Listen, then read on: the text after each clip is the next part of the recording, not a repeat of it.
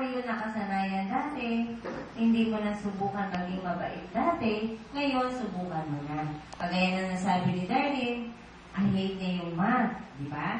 Pero, ngayon, nag-enjoy na siya, di ba? Oh, saan ka pa? 9/10, di ba? So, walang mahirap pagdating kay God. Praise the Lord! Amen! Kaya, doon sa mga hindi nakakaranas magsalita ng English dito, bunutin niyo yung mga dila na yan. Hilahin na yan, ha? Hilahin na. Kung nag-iisa kayo sa kwarto, sige, kausapin niyo yung sarili niyo. I-record niyo. Ha? At sabihin kay God, ayusin yung dila. Sa totoo lang, kailangan talaga yan. Kasi, hindi tayo puro Pilipino. Kung wala sana tayong subject na English, okay lang, ha? Kasi talagang ang English dito sa atin, kasama sa buhay ng Pilipino yung English. Ha? Kaya, doon sa mga Pilipilipit at dila, okay mahiya. Diyan nag-uupin sa Pilipit. Ang mahalaga na sisikap tayong maituloy ang Pilipit. The Lord, Amen! The Lord, Amen! Kaya napakasarap marinig na may nangyayari sa buhay natin na alam natin na ang Diyos ang gumagawa niya. Na kung wala ang Diyos, gumawa ng tayo napakahirap para sa atin. So yung mahirap, pinapagaan ng Diyos. Praise the Lord, Amen! Diba? Nandun eh.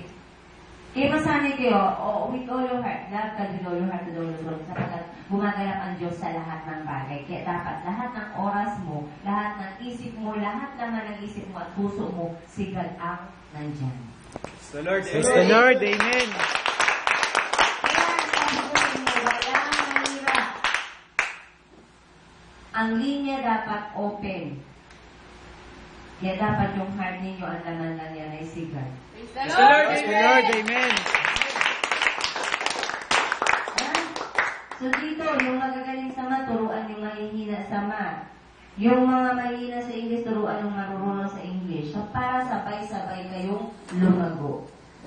Yung kulang, punuan. Ha? At yung meron, magbawas ng laman, magbigay dun sa kulang. Ha? Gets niyo ba yun? Ibig ko sabihin? Kung pinapala ka ng Diyos, magaling ka sa English, tulungan mo yung kapatid mo na hindi marunong magsalita. Kalapitin mong bigla at bawal hindi mag-Tagalog pag hindi nagsalita na yung ouch. Ha? Ouch. English na yan, ha? Ha? O di kaya, bagayin mo. Parang hindi magsalita yan, oh sorry, excuse me, o English pa rin, di ba? So, yung pagmamahal, concern sa isa't isa, yun ay itinuturo dito. At sa mga narinig natin, lahat tayo ay godless. Praise the Lord, Amen! Kaya, manatili na kayo sa Diyos. Wala nang alisan pa. Walang pwedeng umpisa ka na ulit. Palagi kang umpisa kasi on and off ka. Ha? Kaya madalas ang kapundihan nila on and off kasi. Pag di mo naman yung pinatay, malakas sa kuryente.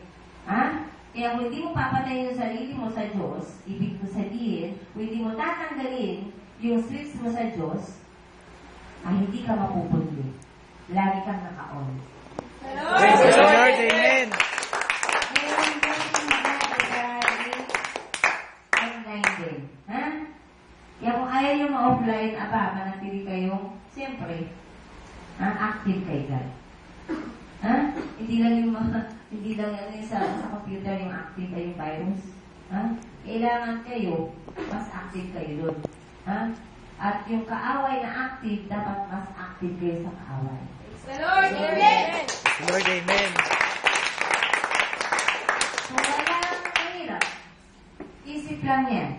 Psychological. Walang mahirap. Okay, wala kang pera, ask your sisters. Ask your brothers. About your brother, tell them. Ha? Pamasahe mo 20 pesos, balikan. 8, 8, 16, 7, 7, 14. Ilang kilo ka kapatid? 20. 50 piso lang, makakapasok ka na isang araw. Praise the Lord, Amen! Mahirap ba? Wala. Yan ang tunay na magkakapatid. Kaya bawal dito ang lihiman. Nagkamali ka, sabihin mo kaagad para ipanalangin mo. Naging mahina ka. Okay, nag-iisip ka na gagawin mo, hindi ka sigurado. Sabihin mo sa mga kapatid mo, ano ba ang dapat kong gawin? At hindi kayo makapag-decision, lumapit kayo sa akin. Kagaya ng ginawa ni Francis. Hindi mo na dapat ilaglag yun. Nasa dulo na yun. Kailangan lang niyang maliwanagan na dapat siya magpursige. Nasa dulo na dapat mas lakasan pa niya ang loob. Diba? Yun na nasa dulo ka na, manghihina ka pa. Kagaya ng faith, nasa gitna ka na, babalik ka pa ba? No! Duloy ka na lang. Sa gitna, napakasarap yan. Yan yung talagang trial sa gitna. Okay, doon ka itetek. Kung babalik ka doon sa pinanggalingan mo,